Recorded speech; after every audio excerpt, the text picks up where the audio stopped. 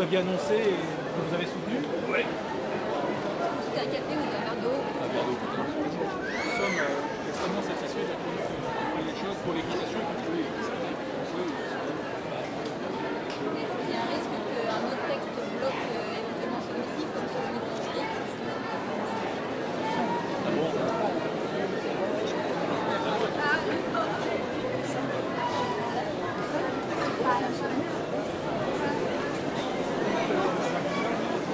C'est un cheval à vous que vous avez? C'est un seul français. Excusez. Moi, je suis la propriétaire.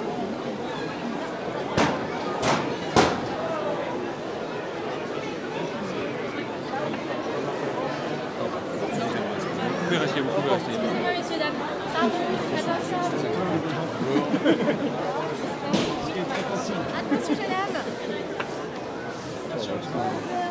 Je veux bien, mais... Pardon? Oui, tu attends. C'est bien.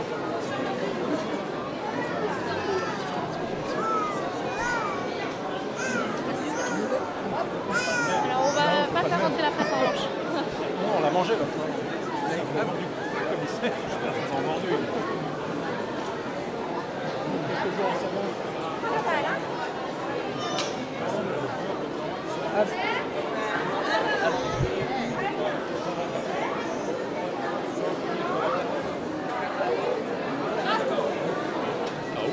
À gauche. Vous repartez par où? Par où on est venu par l'escalator par le pavillon 3.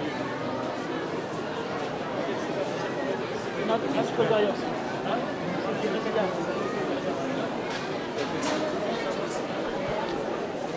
Je vais vous saluer, monsieur le commissaire. Ah, merci. Non, non.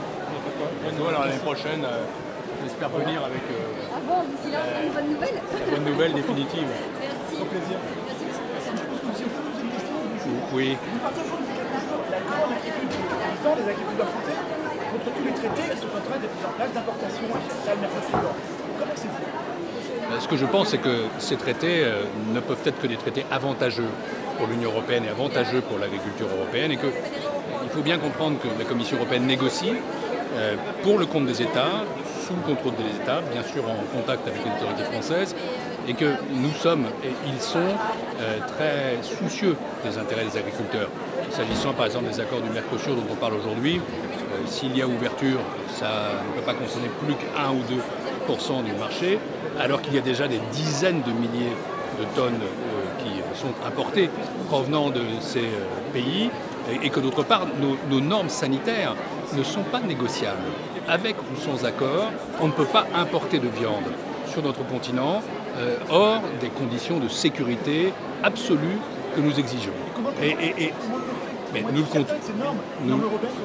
les contrôlons comme nous contrôlons tous les produits qui sont écoulés sur notre continent. Nous les contrôlerons d'autant plus qu'il y a eu accord et que nous aurons une traçabilité. Mais encore une fois, nous en sommes au stade de la négociation et ce sont les États qui vont décider ensuite. Mais soyez sûrs que, aussi bien au niveau de la Commission qu'au niveau des États, les intérêts des agriculteurs, les intérêts de la filière bovine sont des intérêts pris en compte. D'ailleurs, dans ces accords, nous négocions aussi des droits de douane nuls, comme avec le Canada ou avec le Vietnam dans quelques années. Ces accords ne peuvent pas être des accords à notre détriment. Si nous les faisons, c'est parce qu'il y a au contraire des opportunités, des ouvertures de marché qui sont globalement profitables à nos économies. Le protectionnisme à l'américaine n'est pas la solution, évidemment. Écoutez, aujourd'hui, il se trouve que le président Trump a déclenché des mesures protectionnistes sur l'acier et l'aluminium, et on voit à quel point la guerre commerciale ou le protectionnisme n'est pas une issue. Quand on se trouve les uns contre les autres, tout le monde perd. Vous sentez une inquiétude particulière des agriculteurs cette année? Vous discutez avec eux? Est-ce que c'est quelque chose qui vous marque plus que les autres années?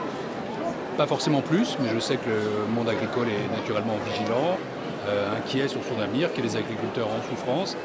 Et c'est la raison pour laquelle la Commission européenne est là, pour dire que l'agriculture est forcément et restera toujours une activité incontournable et aussi un art de vivre indispensable à notre continent. Vous savez, la politique agricole commune, il arrive qu'on s'en plaigne, c'est quand même elle qui a permis à notre agriculture d'être la première agriculture exportatrice du monde, alors qu'au moment de la création du marché commun, ne parlons pas encore de l'Union européenne, nous n'étions même pas autosuffisants sur le plan alimentaire. Forcément, l'Europe est aux côtés des agriculteurs et forcément, elle est à l'écoute des agriculteurs françaises parce que l'agriculture française est une grande agriculture.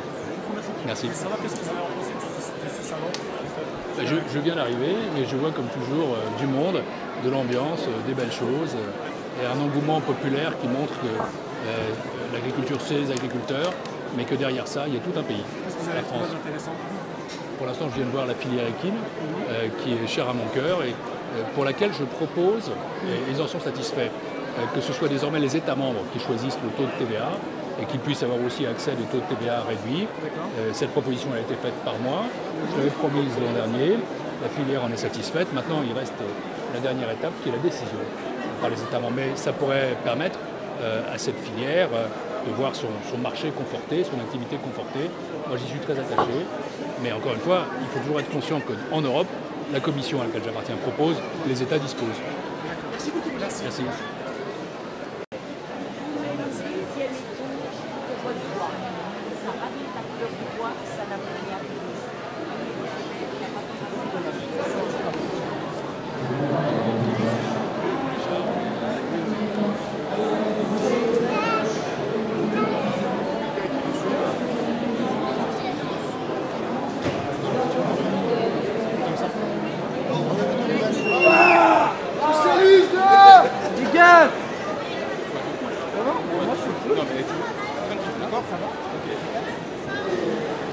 Chauffe qui peut.